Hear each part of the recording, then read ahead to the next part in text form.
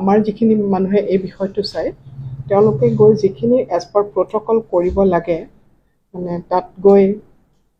যিটো এৰিয়া আছে তাতে ব্লাষ্ট লাইট লৈছে তেওঁলোকৰ খবৰ লৈছে আৰু কাৰোবাৰ তেনেকুৱা কেছ আছে নেকি আমাৰ 2টা টিম কালি গৈ কৰিলেগৈ কামখিনি আৰু আজি সেইখিনি শ্লাইডখিনি এক্সামিন কৰিব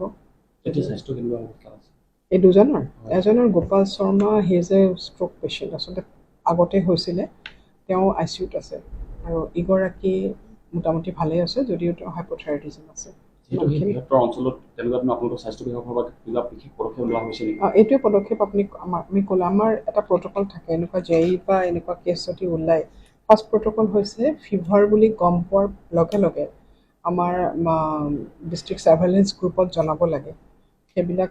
ছাব চেণ্টাৰ লেভেলৰ পৰাই হৈ যায় জনোৱাৰ লগে লগে আমাৰ টীম যায় এক্সামিন কৰে তো এইকেইজন আচলতে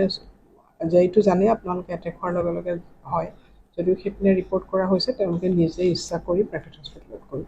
তাৰপিছত ডায়েগন'চিছ হোৱাৰ পাছত এতিয়া গোটেইখিনি বাছি পেলাই তাতে কোনোবা ফিভাৰ কেছ কমপ্লেইন আছে নেকি বহুতখিনি এৰিয়া ধৰি লৈ পেলাই একেলগে সেইখিনি কৰি আছে এতিয়ালৈকে ছেকেণ্ড কেছ আৰু ওলোৱা নাই 1 নম্বৰ কাম সেইটো হ'ল ছেকেণ্ড কাম আজি ফগিং কৰা হ'ব তাত এই মহ মৰা ঔষধ দি ফগিং কৰা হ'ব আহ্বান জনাব হয় চৰকাৰৰ তৰফৰ পৰা অলপ দিনৰ আগতে ঔষধ লগাই দিয়ে যে আঁঠুৱাত সেইটো কৰা হৈছিলে ইমপ্ৰেগনেশ্যন এইটো আঁঠুৱাত ঔষধ লগোৱা ব্যৱস্থা বুলি কয় এইটো কমপ্লিট কৰা হ'ল আমাৰ ইয়াতে যিমান এটা টাইমলাইন দিয়া হৈছিলে তেওঁলোকক তাৰ উপৰিও এনেকুৱাও নহয় যে কথাটো তেওঁলোকে অকল আঁঠুৱাৰ ভিতৰত একেৰাহে সোমাই থাকিব বাকীখিনি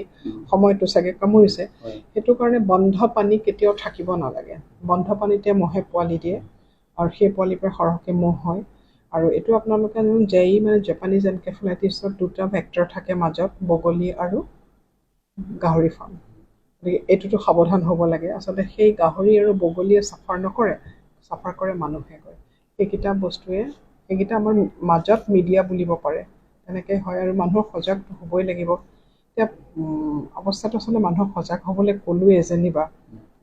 চাৰিওফালে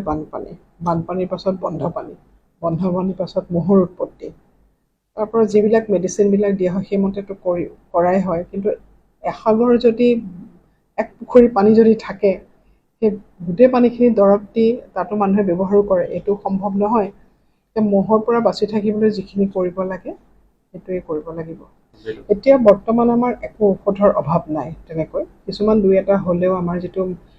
বছৰৰ কাৰণে হস্পিটেল চলাবলৈ ঔষধ আহে আমি তাৰ পৰা 1% ঔষধ কিনিব পাৰোঁ সদ্যহতে আমাৰ ইয়াতে কোনো ধৰণৰ ঔষধৰ অভাৱটো আমি অনুভৱ কৰা নাই এতিয়া মই এইটো আপোনালোকৰ সৈতে কৰি আছোঁ ডায়েৰিয়া প্ৰট'কল মানে কি এতিয়া বানপানীৰ পাছত যিখিনি হ'ব পাৰে সেইখিনিৰ কাৰণে আমি সজাগ হ'বলৈ কামখিনি কৰি আছোঁ তাৰ এটাৰ ভিতৰত হ'ল স্নেক বাইট মানে এইবাৰ সাপ বহুত জন্ম হৈছে মানে সাপৰ বংশবৃদ্ধি হৈছে বহুত আৰু এতিয়া যোৱাকালিৰ পৰা আমাৰ 2টা স্নেক বাইট কেছ এতিয়া এডমিট হৈ আছে এইকেইটা বাৰু যিটো সাপৰ কথাখিনি আপোনালোকৰ আহিছে যিহেতু মই ডিটেইলছত অকণমান ক'ম আৰু এটা হৈছে ডায়েৰিয়া সেই ডায়েৰিয়া প্ৰট'কলটো আমি বনাই আছোঁ এতিয়া গোটেইবিলাক স্বাস্থ্যকৰ্মীকে আমি চেঞ্চিটাইজ কৰিম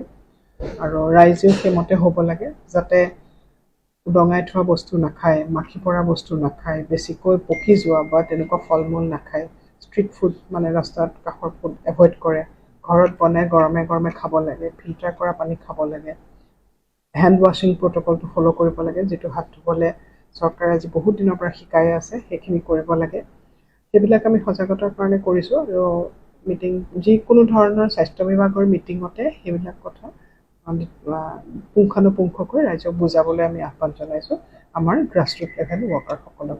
তো স্নেক বাইটৰ পৰা আমি সাৱধান হোৱাটো খুব জৰুৰী যোৱাকালি আমাৰ ইয়াত 2জন পেচেণ্ট আহিলে আবেলি 3টাৰ পৰা গধূলি 8টাৰ ভিতৰত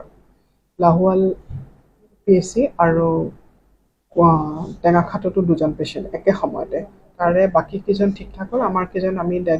অলপতে স্নেক বাইট কৰ্ণাৰ এটা ষ্টাৰ্ট কৰিলোঁ এনেকৈ গোটেই জিলাতে আমাৰ ডিষ্ট্ৰিক্ট নডেল অফিচাৰ আছে ডক্টৰ সৌৰভ গগৈ তেখেতৰ আৰু যুটীয়া সঞ্চালকৰ পৃষ্ঠপোষকতে গোটেইখিনি কৰা হ'ল IDSPৰ মৈত্ৰী লাহন তেওঁ ইনভলভ হৈ আছে আৰু এইটোৱে মানে মই নিজেও সুখী যে আমি 2জন পেচেণ্টক ধুনীয়াকৈ এজ পাৰ প্ৰট'কল আমি কৰিব পাৰিলোঁ খালি ৰাইজৰ মাজত এটা কথা আপোনালোকে জনোৱা উচিত, প্ৰত্যেকটো সাপৰ কামোৰৰ পৰা মানে সাপৰ বিষৰ কাৰণে আমাৰ ওচৰত এণ্টিভেনম নাথাকে। দুইবিধৰ সাপৰ বিষ থাকে, এটা হৈছে নিউৰটক্সিক, এটা হৈছে হিমাটোটক্সিক। হিমাটোটক্সিক যিবিলাক সাপ আছে, ভাইপাৰ মানে ৰাছেল ভাইপাৰটো ধৰক, তেনেকুৱা কিছুমান সাপৰ বিষত আমাৰ ওচৰত থকা এণ্টিস্নেক ভেনমে কাম নকৰে। গতিকে always prevention is better than cure. আৰু ৰাইজে যাতে টৰ্চ এটা লৈ যায়, হাতত লাঠি এডাল লৈ যায়, যাতে ৰাস্তাৰ পৰা দলিয়াই দিব পাৰে দেখিলে, তেনেকুৱা যাতে আন্ধাৰত খোজকাঢ়োঁতে সাৱধান হ'ব লাগে। আৰু যিকোনো সাপে কামোৰাৰ ঘটনা হ'লে যাতে তেওঁলোকে চৰকাৰী চিকিৎসালয়লৈ যায়, বেজালি এইবিলাক যাতে নলগায়। তাৰ মাজত যিকেইটা আমাৰ কবৰা মানে ফেটি সাপ আৰু ক্ৰেইট, এইকেইটা মচুৱা গুম সংকোচৰ অসমীয়া নাম আছে, ব্ৰেণ্ডেড ক্ৰেইট এটা আছে, আৰু সচৰাচৰ পৰা পিট ভাইপাৰ, এইবিলাক বিষাক্ত সাপ। তাৰ ভিতৰত ক্ৰেইট আৰু কবৰা বা মানে নিউৰটক্সিক যিবিলাক বিষ থাকে, সেইবিলাকৰ কাৰণেহে কেৱল আমি এণ্টিস্নেক ভেনমটো ইউজ কৰিব পাৰোঁ। যিবিলাক সাপৰ কামোৰত তেজ পনীয়া হৈ যায়, সেইবিলাকত আমাৰ এতিয়ালৈকে ইয়াত উপলব্ধ এণ্টিস্নেক ভেনমে কাম নকৰে, তাৰ কাৰণে বেলেগ চিকিৎসা আছে। মই এইখিনি কথা আপোনালোকক এইকাৰণে কৈছোঁ, যিহেতু সাপে কামোৰাৰ ঘটনাৰ কাৰণে ইমান সজাগতা হৈছে, সকলোৱে ভাবিব যে মোক এই দৰৱটো কিয় দিয়া নাই। আচলতে আমি প্ৰত্যেকটো লক্ষ্য সাপৰ কামোৰাটো দিব নোৱাৰোঁ, বুজি পাইছেনে? সেইটো হ'লে আকৌ মানে ভালতকৈ বেয়াটো বেছি হ'ব। তাৰমানে সেইটো সাপৰ বিষৰ পৰাই বনায়, আপোনালোকে জানে চাগৈ, 4টা সাপৰ তামিলনাডুত বনায়, 4টা সাপৰ পৰা বিষখিনি উলিয়াই ঘোঁৰাৰ গাত সোমোৱাই দিয়ে, ঘোঁৰাৰ গাত এণ্টিবডিটো ওলাই মানে প্ৰডাকশ্যন হয়, সেই এণ্টিবডিখিনি উলিয়াই আনি পেলাই এণ্টিস্নেক ভেনম বনায়। এই বিশেষ যিকেইটা সাপ আছে, সেইকেইটা সাপৰ কাৰণেহে এই কামটো হয়, বুজিলে? তো যদি আমি সাপ 1 to 80% ড্ৰাই বাইট হয়, মানে বিষ নাঢালে। 2 নম্বৰ, বিষ ঢলাৰো 2বিধ, নিউৰটক্সিক আৰু ভাস্কুলোটক্সিক মানে হিমাটোটক্সিক, তেজক যি বিক্ৰিয়া কৰে, নাৰ্ভ আৰু তেজ। নাৰ্ভত বিক্ৰিয়া কৰাখিনিৰ কাৰণেহে আমাৰ এই এণ্টিস্নেক ভেনমটো, যিটো তেজত বিক্ৰিয়া কৰিব, তেজ পনীয়া কৰি দিব, এইটোৰ কাৰণে চিকিৎসা বেলেগ, আমি এণ্টিস্নেক ভেনম দিব নোৱাৰোঁ। তেতিয়া ফলটো বিপৰীত হ'বগৈ। বা সাপে যদি বিষ ঢলা নাই, তেতিয়াও যদি আমি এণ্টিস্নেক ভেনম দি দিওঁ, তেতিয়াও ৰিয়েকশ্যনটো বহুত বেয়াকৈ হয়। এতিয়া আপোনালোকে ৰাইজৰ মাজলৈ এই সজাগতা লৈ যাব লাগে যে 1 নম্বৰ, সাপৰ পৰা সাৱধানে থাকক। 2 নম্বৰ, এতিয়া তাৰমানে পানী শুকাইছেতো, সাপবোৰ গাঁতৰ পৰা উলিয়াই সিহঁতৰো খং উঠি আছে চাগে, য'তে ত'তে কামুৰিবলৈ আৰম্ভ কৰিছে। হস্পিটেললৈ আহক, আমাৰ লগত সহযোগ কৰক। বান্ধিব নালাগে টানকৈ, তেতিয়া আমি হাত ভৰিবোৰ হেৰুৱাব পাৰোঁগৈ বান্ধি দিলে, এইবোৰ তেজত হেৰি হয়। কাঠ বা ডাঠ কাগজ এনেকৈ বান্ধি তলত দি ওপৰত লাহেকৈ মেৰিয়াই ইমমবিলাইজ কৰি লৈ আহিব লাগে জেগাটুকুৰা। দৌৰি ঢাপৰি খোজকাঢ়িব নালাগে। যিমান পাৰে সোনকালে হস্পিটেললৈ আহিব। আমাৰ ইয়াতে এতিয়া প্ৰত্যেকখন 24x7 হস্পিটেলত সাপে কামোৰাৰ চিকিৎসা উপলব্ধ হয়। আৰু বিষাক্ত হয় নে নহয়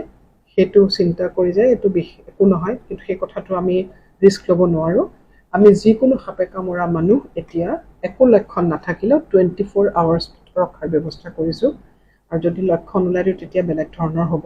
বিষয়টো।